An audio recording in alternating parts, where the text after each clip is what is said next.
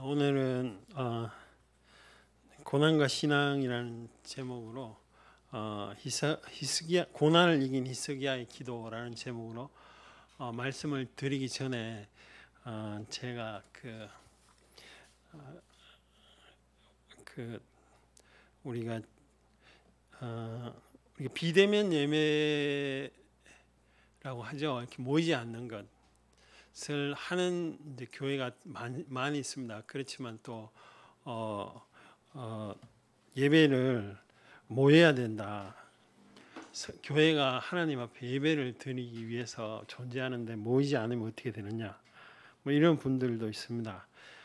성경에 보면 뭐 이런 전염병이나 역병이 돌 때 모이지 마라 이렇게 분명하게 구절이 나와 있으면 이렇게 그 말씀대로 행하면 되는데 그렇지 않죠. 이게 모이는 사람들은 하나님께 예배를 드려야 되기 때문에 모여야 된다. 그리고 비대면 예배를 하는 분들은 이웃을 사랑하는 게 기독교인데 행여나 이렇게 전염이 되면 안 되니까 비대면 예배로도 하나님께 충분히 예배를 드릴 수 있다.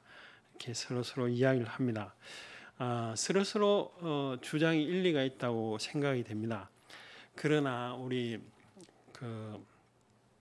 로마서 14장에 보면 14장 1절부터 보면 이런 구절이 있습니다. 우리 로마서 14장을 한번 찾아보시겠습니다. 여기 보면 믿음이 연약한 자를 너희가 받되 그의 의견을 비판하지 말라. 그러면서 두 가지 이야기를 합니다. 오전 예배에 들었던 것처럼 이렇게 먹는 문제, 특별히 재물 이렇게 드렸던 음식을 먹는 문제로 먹지 않는 자가 비판하지 말라 이렇게 이야기를 합니다. 3절에 보면 그렇게 돼 있죠. 14장 로마서 14장 3절에 제가 읽어볼게요. 먹는 자는 먹지 않는 자를 업신여기지 말고 먹지 않는 자는 먹는 자를 비판하지 말라. 둘 다 이렇게 하나님 앞에 서 있다 이런 이야기죠. 쉽게 말하면 이렇게 이야기할 수 있습니다. 아버지가 있었는데 아들이 이렇게 전염병이 도니까 그냥 컴퓨터로 보자 이러는 아들이 있는가 하면 그게 무슨 말이냐? 모여서 이렇게 아버지를 만나야지. 둘 다 싸운다고 치면 그 아버지 입장에서는 오히려 이렇게 싸우지 않는 게 제일 좋지 않겠습니까? 그런 이야기죠. 우리 14장 4절에 그런 말씀입니다. 로마서 14장 4절 한번 같이 읽어볼게요. 시작. 남이 하나님을 비판한 너는 누구냐? 그가 서 있는 것이나 넘어지는 것이 자기 주한 세움을 받으리니 이는 그러니까 하나님께서는 우리가 비대면 예배를 드리든 또 이렇게 힘을 다해서 조금 모이시든지 간에 서로 비판 안 하는 게 굉장히 중요하다라고 성경은 이야기합니다. 두 번째로 우리가 현실적으로 볼 때는 비대면 예배를 한 달 정도만 드리면 어떤 현상이 벌어지느냐. 현실적으로는 신앙이 많이 떨어집니다. 그게 현실입니다. 물론 성령이 충만하셔가지고 예배를 전심으로 다 드리면 좋겠지만 컴퓨터를 통하거나 이렇게 비대면 예배를 드리면 훨씬 감동은 떨어집니다. 그게 현실입니다. 그렇기 때문에 우리가 이렇게 좀 자기가 유념하고 있어야 됩니다. 신앙을 유지하려면 내가 비대면 예배를 드리되 또 삶 속에서 하나님 찾는 이런 마음을 가지고 있어야 됩니다. 제가 설교하기 전에 이렇게 말씀을 드리는 것은 성경의 그 차별금지법처럼 창세기 1장이나 로마서 1장을 보면 선명하게 남자와 여자를 창조하시고 또 사회가 트랜스젠더라든가 이렇게 인정하는 성, 제3의 성은 전혀 인정하지 않고 동성애도 인정하지 않는 아주 선명하게 나와 있는 것은 우리가 분명하게 입장을 취할 수 있습니다. 그러나 비대면 예배 같은 경우에는 성경에 아주 분명하게 나와 있지 않기 때문에 제가 두 가지 말씀드렸죠. 서로 비판 안 하는 게 성경에 또 예수님도 그렇게 말씀하셨고 두 번째로는 만약에 비대면 예배가 계속되면 우리가 우리 신앙을 유지하기 위해서는 당연히 이렇게 자발적으로 더 하나님의 끈을 붙잡는 그런 지혜가 필요하다라고 말씀을 드립니다. 오늘 본문 말씀은 열왕기하입니다. 열왕기하 19장 14절부터 19절까지 말씀입니다. 열왕기하. 자, 이 상황은 지금 히스기야에게 19장 14절부터 19절까지 말씀입니다. 제 성경은 구약 596쪽에 있습니다. 아수르가 쳐들어왔습니다. 위에 있는 아수르가 쳐들어오니까 굉장히 군대가 강하고 그 당시에는 제일 힘이 센 군대입니다. 그래서 하나님께 히스기야가 기도하는 내용입니다. 14절부터 19절까지 한 절씩 돌아가면서 읽겠습니다. 제가 먼저 읽어볼게요. 열왕기하 19장 14절. 히스기야가 사자의 손에서 편지를 받아보고 여호와의 성전에 올라가서 히스기야가 그 편지를 여호와 앞에 펴놓고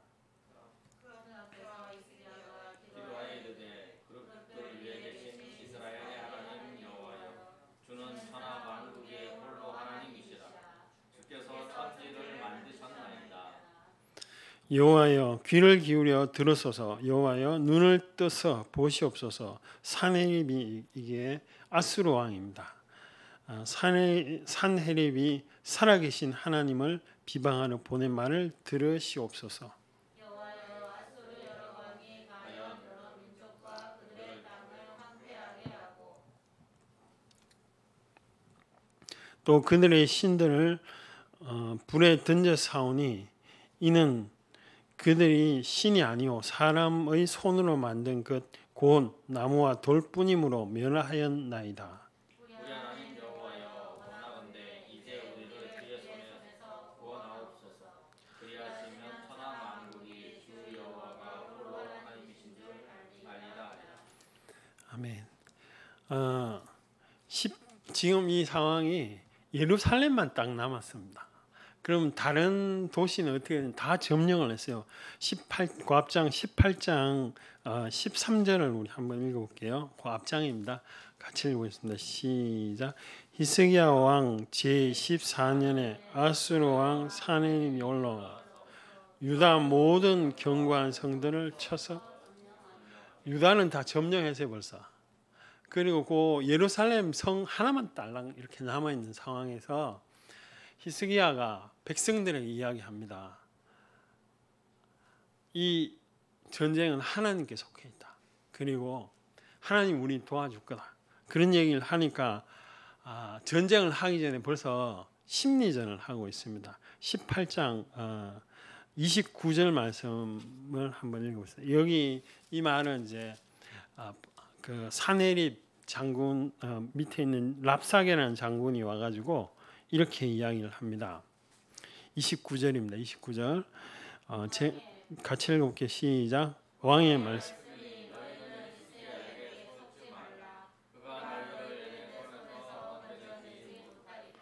전쟁하지 않고 말로 하는 거죠. 가가지고 뭐라고 하냐면 이 왕의 말씀은 산헤립 아수르 군대 이웃 나라 아수르 군대가 와가지고 너희는 히스기야 말 하나님 도와준다는 것만 믿지 말라는 거죠. 그가 너희를 내 손에서 건지 못하리라. 어떻게? 다른 지역들은 다 망했지 않냐? 봐라. 너희들 그 히스기야 말 선동하는 말 듣지 말라. 이렇게 딱 이야기를 합니다. 35절 현실을 딱 갖다 대죠. 같이 한번 읽어볼게요. 18장 35절입니다. 시작. 민족의 모든 신들 중에 누가 그의 땅을 내 손에서 건져내 여호와가 예루살렘에 다른 나라에도 다른 마을에도 그 신이 있거든요. 그 신들 다 망해서 근데 무슨 여호와가 너를 구원한다고 그래. 딱 이렇게 이야기를 합니다. 히스기야도 그 사실을 알고 있습니다. 우리가 19장에 보면 그 17절 우리 읽었던 그 기도 내용 중에도 보면 이렇게 이야기하죠. 여호와여, 아수르 여러 왕이 과연 여러 민족과 그들의 땅을 황폐하게 했다. 그 사실을 알고 있다는 거죠. 그런 상황에 히스기야는 하나님께 기도했고 하나님은 그 기도를 들으셔서 어떻게 하셨을까요? 이 고난을 물리치게 하셨죠. 우리 19장 35절에서 37절 결과입니다. 하나님 어떻게 역사했느냐 같이 우리 35절 제가 읽어볼게요. 이 밤에 여호와의 사자가 나와 아수르 진영에서 군사 18만 5천을 명을 친지라. 아침에 일찍이 일어나 보니 다 송장이 돼 다 죽었다는 거죠. 36절 같이 읽을게요. 시작.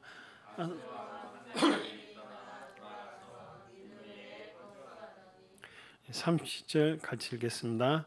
그가 그의 신 니스록의 신전에서 경배할 때 아들 사레셀이 그를 칼로 쳐 죽이고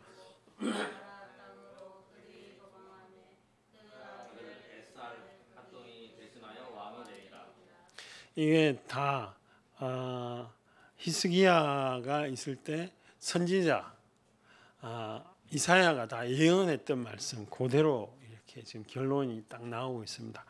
여기 35절에 보면 여호와 사자가 가서 뭐 이렇게 하룻밤 만에 여기 18만 5천 명을 다 죽여버리는 거죠. 이 지진이다라고 하는 사람도 있고 패스트 뭐 이런 하여튼 뭔지는 정확하게는 성경이 나와 있지 않기 때문에 어쨌든 다 하룻밤에 다 죽었다는 거죠. 이런 급박하고 위험한 상황이죠. 사실 전쟁이 굉장히 참혹합니다. 자기 사랑하는 아내 다 잡혀가지고 자녀들 다 잡혀가지고 죽는 것으로 끝나는 게 아닙니다. 그런 민족 전체가 완전히 말살되는 그런 전쟁 가운데 히스기야는 그래도 하나님을 선택해서 하나님을 붙잡죠. 그 이유가 뭘까요? 그게 오늘 제가 말씀을 드리고자 하는 이유입니다. 히스기야가 처음부터 이런 믿음이 이런 게 뭐 없다가 갑자기 생긴 게 아닙니다. 원래 하나님을 섬기는 그런 믿음이 히스기야에는 놀랍게도 있었습니다. 모세는 지팡이 던지니까 뱀이 되잖아요. 그 놀라운 경험이죠. 더 놀라운 경험, 손에 이렇게 넣었는데 빼니까 이렇게 진물이 막 흘러 문둥병이 됐어요. 다시 넣으니까 완전히 새 흰손이 됐어요. 이 정도 경험하면 평생 하나님을 못 떠납니다. 그 자기 경험이 있는데 어떻게 떠나겠어요?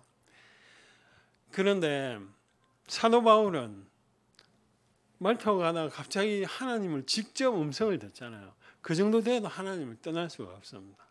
그런데 히스기야는 그런 경험이 없어요. 그런 경험이 있다라고 성경이 기록하지가 않습니다. 그럼 어떻게 히스기야는 하나님을 끝까지 붙잡는 고난 중에 끝까지 붙잡을 수 있는 그런 믿음이 생겼을까요? 역대하의 그 비밀이 있습니다. 역대하 25장을 보시겠습니다. 역대하 25장 689쪽에 있습니다. 25장 죄송합니다. 역대하 29장입니다. 29장 5절부터 10절까지 말씀입니다. 같은 장면인데 이쪽 역대하가 지금 기록합니다. 히스기야는 자기가 왕이 되자마자 어떻게 하느냐 그 내용이 이제 5절부터 10절까지 쭉 있는데 한 절씩 교독하겠습니다. 29장 5절입니다. 그들에게 제가 읽을게요. 29장 5절 그들에게 이르되 레위 사람들아 이게 히스기야가 하는 이야기입니다. 왕이 되고 난 뒤 내 말을 들으라. 이제 너희는 성결하게 하고 또 너희 조상들의 하나님 여호와의 전을 성결하게 하여 그 더러운 것을 성소에서 없애라. 6절 같이 읽을게요. 우리 조상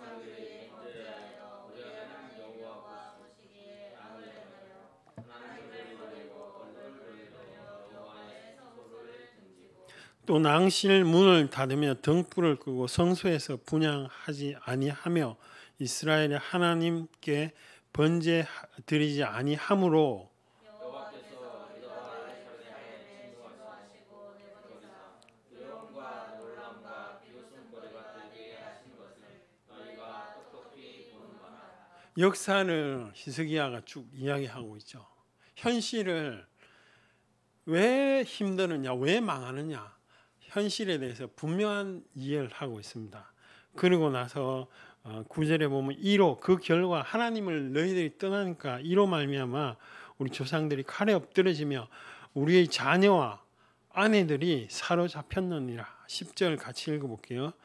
이제 이스라엘 하나님 여호와와 더불어 언약을 세워 그 맹렬한 노를 우리 떠나게 히스기야 마음에 있다는 겁니다. 히스기야는 왕인데 자기 아버지가 믿음 생활 잘했던 사람의 아들이 아닙니다. 자기 아버지는 오히려 아하스는 오히려 하나님 성전에 다른 신을 섬길 것을 명령한 사람입니다. 그걸 지금 다 없애라는 거죠. 히스기야가 손을 넣었더니 이렇게 문둥병 뭐 이런 경험을 한 사람이 아니에요. 히스기야의 믿음이 왜 좋으냐? 현실을 믿음으로 분명하게 해석하고 있다는 것입니다. 고난이 올 때 어떤 사람은 하나님을 버리고 도망갑니다. 하나님을 포기합니다. 하나님 아무 소용도 없네. 예배 다녔더니 뭐 내가 뭐 이 모양이야 이렇게 하고 던지고 오히려 더 세상 가운데 갑니다. 이왕 타락한 거 더 타락하리라 뭐 이렇게 되죠. 그러나 평소에 하나님 히스기야처럼 하나님을 선택한 사람은 고난이 오면 하나님을 붙잡는다는 것이죠. 그런데 평소에 왜 히스기야가 하나님을 선택했느냐? 분명히 현실을 보고 믿음으로 그 사실을 정확하게 해석할 수 있는 이런 영적인 분별력이 있었다는 겁니다. 기도 가운데도 그게 바로 나옵니다. 분별력이 분명히 있었죠. 그러니까 이 히스기야가 처음에 왕이 되자마자 성전을 깨끗하게 합니다. 그런 자기 아버지 때 우상 같은 거 다 없애라고 그럽니다. 두 번째로 뭐 하느냐? 유월절을 지킵니다. 유월절을 지키는데 이 히스기야 왕은 남쪽의 유다 왕입니다. 북쪽에까지 미치는 왕이 아니에요. 그럼에도 불구하고 북쪽에까지도 사람들을 다 보냅니다. 뭐라고 하느냐? 우리가 여호와께로 돌아가자 이런 이야기를 하죠. 지금 같으면 지금은 뭐 예수님 오신 이후는 이 중앙 성소 개념이 사라져서 그냥 있는 곳에서 예배를 드리지만 하나님을 만나러 다 이 성전으로 모이라고 하는 거죠. 사람들을 다 불러 모읍니다. 누구든지 오라는 겁니다. 그리고 예식이 잘 이렇게 안 갖추준 자들에게도 하나님께 이렇게 용서를 구하고 이렇게 기도를 하게 됩니다. 히스기야가 왜 이런 그런 일을 계획을 할 수 있었느냐? 그 마음의 중심에 하나님을 먼저 붙들고 하나님 때문에 사는 삶, 또 하나님을 향한 삶을 선택하는 것이죠. 왜 그러냐? 자기 아버지를 보니까 우상을 섬겼는데 오히려 더 힘들거든요. 더 망하거든요. 우리 역대하 지금 다 펴셨죠? 28장 22절을 한번 보시겠습니다. 우리 한 목소리 한번 읽어볼게요. 28장 22절 같이 읽어볼게요. 시작. 이게 히스기야 왕의 아버지입니다. 아버지 왕이 뭐 어떻게 되느냐? 같이 읽어볼게요. 시작. 이 아하스 왕이 공고할 때 더욱 여호와께 범죄하였다는 거죠. 그래서 23절에 보면 자기를 친 다메섹 다른 신들에게 제사하려 이르되 아람 왕들의 신들이 그들을 도왔으니 그러니까 여호와가 하나님을 도왔다. 하나님이 이스라엘 남유다를 도왔다 이런 게 아니고 그 왕이 뭐라고 합니까? 다메섹 신들이 그러니까 아람 왕들의 신들이 그들을 도와서 나도 그 신들에게 제사하여 나를 돕게 하리라. 이런 왕이 아버지라니까요. 그래서 예루살렘에 있는 그 성전을 다 뜯어 고친다니까요. 그런 걸 보고 자란 히스기야 왕입니다. 근데 거기서 놀랍게도 그것이 틀렸다라고 생각하는 거죠. 히스기야는. 왜? 하나님을 향한 근본적으로 향하는 마음이 있었거든요. 하나님을 향한 마음이 있으면 현실을 믿음으로 해석해 냅니다. 히스기야처럼. 다른 고을들이 다 망해도 하나님이 지켜주면 된다는 거죠. 우리 다시 한번 열왕기 하 다시 한번 본문 말씀을 한번 돌아가 보겠습니다. 열왕기 하 19장 18절 말씀. 고난이 올 때도 히스기야는 여전히 영적으로 정확하게 분별하고 있습니다. 19장 18절 우리 한 목소리를 같이 읽을게요. 시작. 또 그들의 신들이 불 던져 이는 그들의 신이 아니요 사람의 손으로 만든 것 곧 나와 그건 그 사람들이 신이라고 하지만 그건 사람이 만든 거야 라고 정확하게 분별하고, 그렇지만 하나님은 어떤 분이냐. 우리 19장 15절 다시 한번 읽어볼게요. 시작. 그 앞에서 히스기야가 기도하여 이르되 그룹들 위에 계신 이스라엘의 하나님 여호와 주는 천하 만국에서 홀로 하나님이시니라. 주께서는 천지를 만드시. 이게 그 히스기야의 믿음인 거죠. 어떤 상황에서 다 망한 상황에서요. 다 망하고 자기를 죽이러 쳐들어온다는 그런 상황에서 히스기야가 하나님께 드리는 기도인 것입니다. 왜 그러냐고요? 분별력이 있으니까요. 우리도 고난 중에 어려운 가운데 있을 때에 분별력이 있어야 하나님을 붙들 수가 있습니다. 아, 내가 힘들구나. 내가 어렵구나. 아, 내가 이 고난만 해결하고자 하면 분별을 못합니다. 이 고난 속에 하나님의 뜻이 뭔지를 알아야 가능한 것이죠. 손양원 목사님, 제가 3남매인 줄 아는데 이렇게 4남매더라고요. 손양원 목사님 누구신지 잘 아시죠? 그 신사참배 주기철 목사님보다 5년 아래이신데 반대하다가 3년 동안 옥고를 치르시고 이제 풀어주려고 했는데 일본 사람들이 불러가지고 목사님 너무 3년 동안 너무 괜한 수고했다고 앞으로 나가면 신사참배하지 말고 잘 사시라고 이랬는데, 그 얘기를 들은 손양 목사님이 3년 동안 당신들이 더 쓸데없는 짓 하셨다고, 내가 3년 뒤에 신사참배를 할 것 같으면 내가 처음부터 하지 내가 왜 이렇게 그걸 옥고를 치르겠냐고 그런 얘기 하시면서 아주 대쪽 같은 분이시죠. 일본은 우상 숭배하기 때문에 반드시 망할 거라고. 일본 순사 앞에서 그런 이야기를 하죠.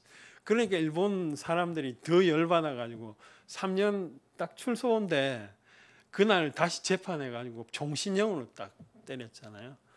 그런 옥고를 치르고 나서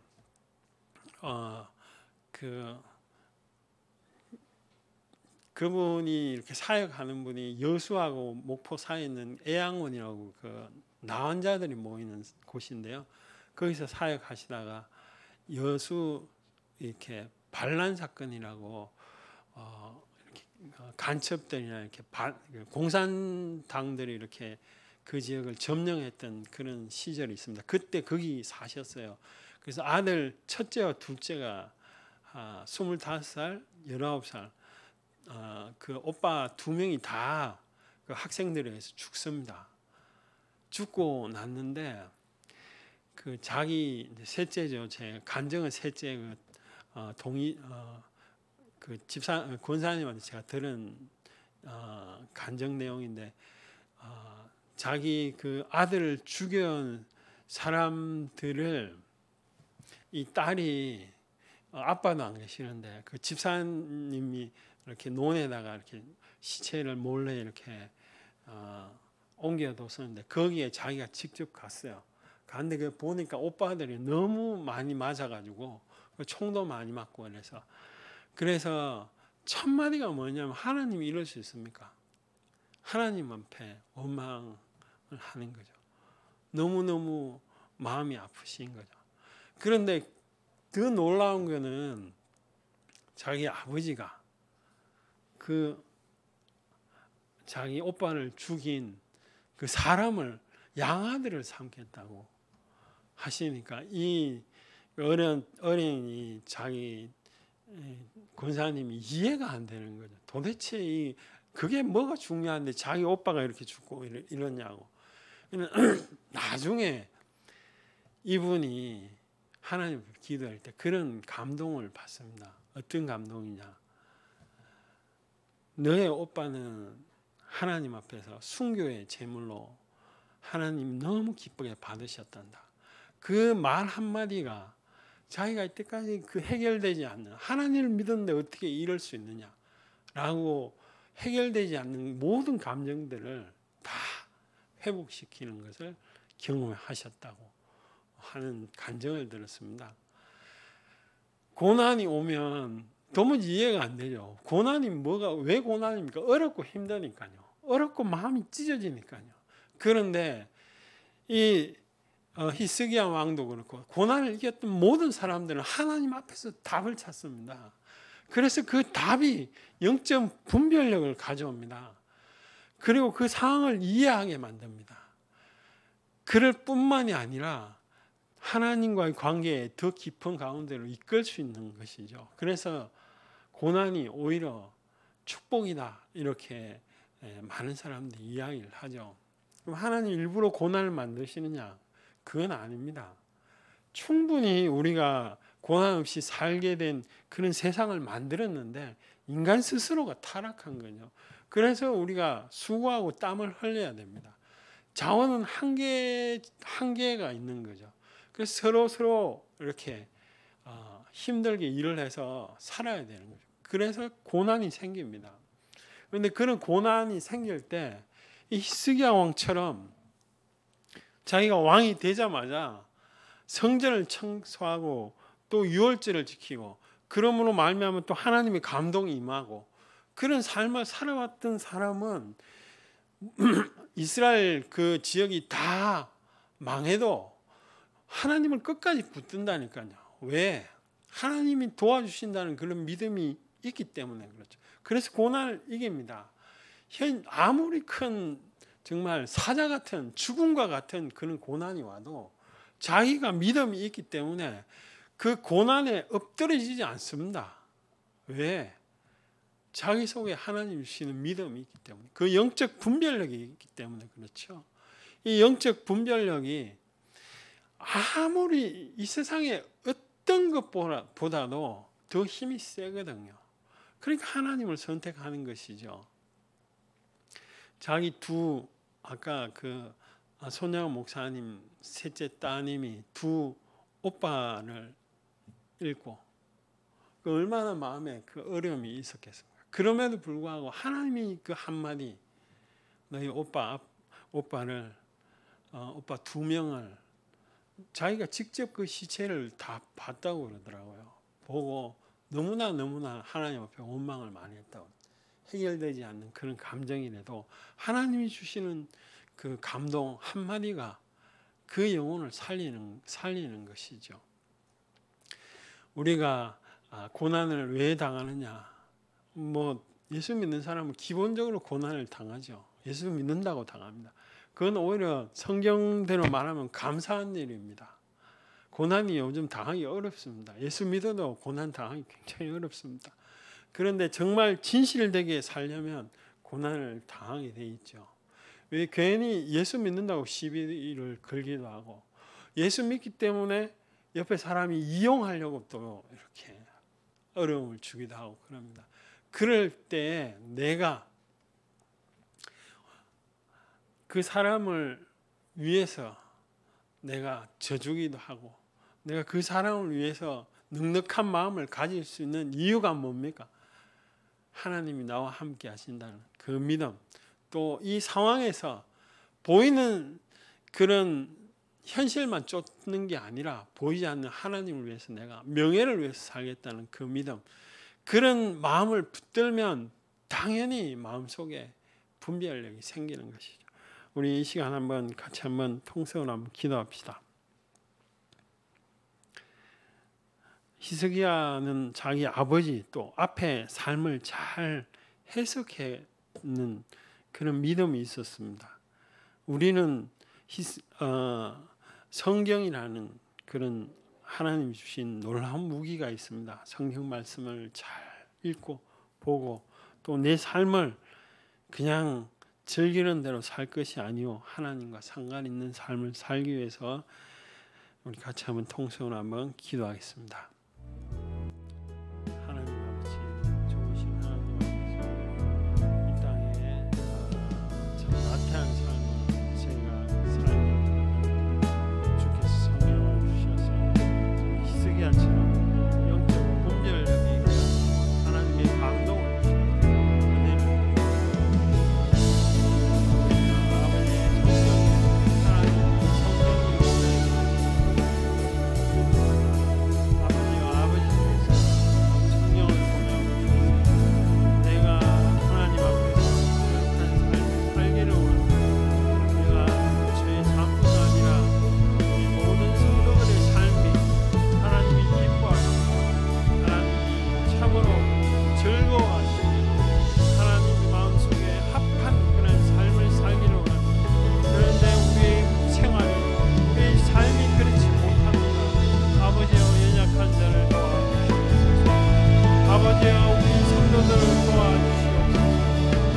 은혜를 보호하여 주시고 인도하여 주시고 하나님을 구하는 그 자리마다 하나님을 구하는 삶의 여정마다 하나님께서 복을 주셔서 하나님이 함께 하시고 하나님의 얼굴에 빛을 비춰 주셔서 살아계신 하나님이 우리와 함께 하신 것을 세계 만방에 다 비추어서 알게 도와주시옵소서. 주 여호와 하나님의 이름이 너무나 강력하고 너무나 권능이 있으며 빛이 있으며 영광이 있는데 하나님 우리는 우리 삶을 그렇게 살지 못하고 있사옵소서. 회개하오니 주여 우리라도 하나님의 편에 서서 삶을 살 수 있도록 성령께서 은혜를 베풀어 주시옵소서. 다시 한번 내 마음속에 성령의 불을 맡아요.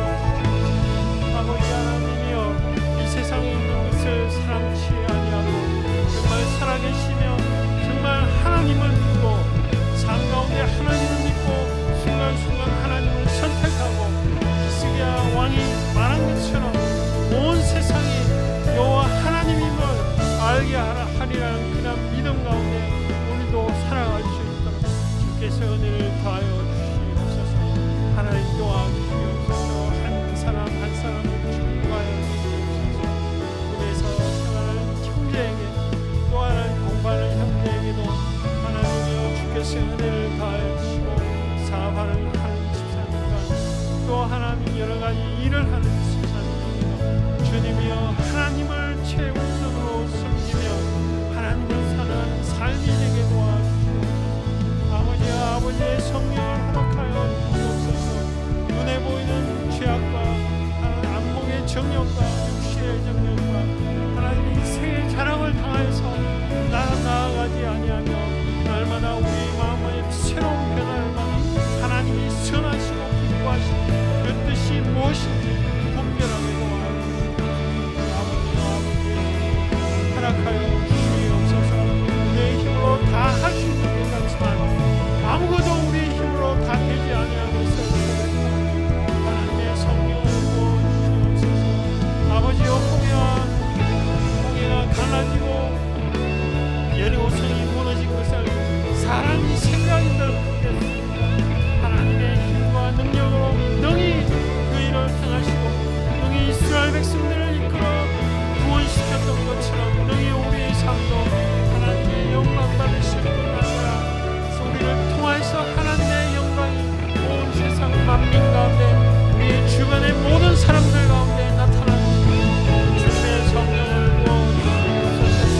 아버지여 일어나 새 힘을 얻게 하여 주시고 마른 뼈라도 하나님께서 신지를 얻고 걸어서 그 하나님의 군대가 된 것처럼 우리에게도 다시 한번 힘을 허락하여 주시옵소서. 아버지 하나님이여 생명의 위협이 있는 로마 시대에도 박해를 받음으로 오히려 기독교가 성장하고 하나님의 진리가 온 세계 만방 가운데 전거되었던 것처럼 주님이여 주님의 성령이 우리 동행하는 교회 가운데 하나님이여 우리 성도들 가운데 은혜를 더하여 주셔서 우리의 마음이 뜨겁게 하여 주시고 올 때마다 하나님을 붙잡을 때마다 하나님을 찾을 때마다 하나님의 성령이 우리와 함께 임하게 도와주시옵소서. 주님이여 나의 힘으로 할 수가 있는 것이 아닙니다. 하나님은 젊은이라도 넘어지고 늙은이라도 힘이 없지만 여호와를 악망하는 자는 새 힘을 얻는다고 했사오니 우리에게 다시 한번 하나님의 그 권능의 손길로 행하여 주셔서 하나님의 각자의 삶 가운데 여호와를 붙잡게 도와주시고 하나님의 말씀을 따라 살 수 있도록 도와주시며 죄를 향해서 싸우고 나 자신의 죄성을 향해서 싸우며 십자가의 능력을 의지하고 날마다 하나님의 전에 나아가며 하나님 앞에 십자가 앞에 나아갈 수 있도록 주여 은혜를 베풀어 주시옵소서. 하나님의 날개 아래 다 품어주시고 하나님의 날개 아래 인도하여 주셔서 하나님의 독수리의 눈동자와 같이 고치시고 인도하시며 보호하시는 그 하나님의 능력이 이 우리 교회 가운데 임하게 도와주시옵소서. 아버지여 세상이 너무나 혼란스럽고 가치관이 혼란스러워서 하나님을 붙잡지 아니하는 사람들 믿는 자라도 능히 넘어지게 만드는 세상 가운데서 주여 은혜를 나여 주시옵소서. 하나님을 붙들 수 있도록 성령님께서 역사하여 주시옵소서. 새 힘을 행하여 주시고 말씀을 통해서 하나님 말씀하시고 기도를 통해서 하나님 말씀하시고 찬양을 통해서 그 마음을 만져주시고 회복시켜 주시옵소서. 아버지여 도와주시옵소서. 아버지여 우리에게도 너의 스기야처럼 은혜를 베풀어 주시기를 간절히 소원합니다. 하나님 도와주시옵소서.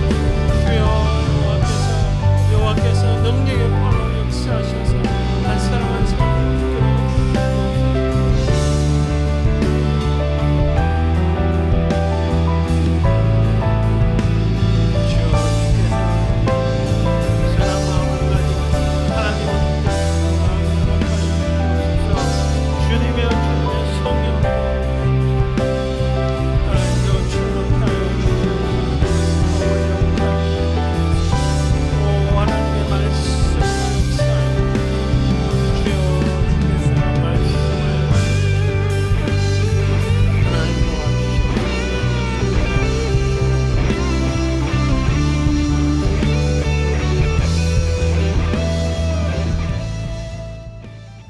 하나님 아버지, 세상의 가치관들이 혼란스럽습니다. 믿음에 가진 자라도 하나님 오히려 우리의 마음을 미혹해 하고 또 잘못된 길로 미혹하는 것들을 많이 보게 됩니다. 성령 하나님께서 각자의 삶 가운데 역사해 주셔서 참으로 하나님을 사랑하고 하나님을 붙잡는 그 자리에 갈 수 있게 도와주시옵소서.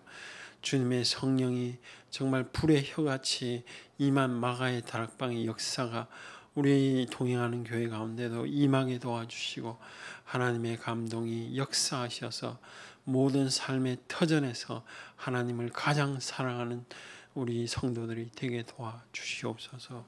아버지, 이 땅이 삶이 전부가 아닌데 전부처럼 사는 수많은 사람들이 있고 이 땅에 있는 눈에 보이는 것이 전부가 아닌데 눈에 보이는 것으로만 사는 시대를 우리가 살고 있습니다. 우리의 마음을 다잡게 하시고 하나님의 말씀을 붙들게 하여 주시고 기도와 찬양으로 하나님 앞에 더욱 나아갈 수 있는 자가 되어서 정말 세상 사람들이 알지 못하는 그런 평안과 기쁨이 우리 마음 깊은 곳에 솟아나게 도와주시옵소서. 이제는 우리 주 예수 그리스도의 은혜와 하나님의 크신 사랑과 성령의 유료통 충만하심이 이 자리에 모여 하나님을 붙들고자 하는 우리 모든 성도들 위해 이제로부터 영원까지 항상 함께 있을지어다.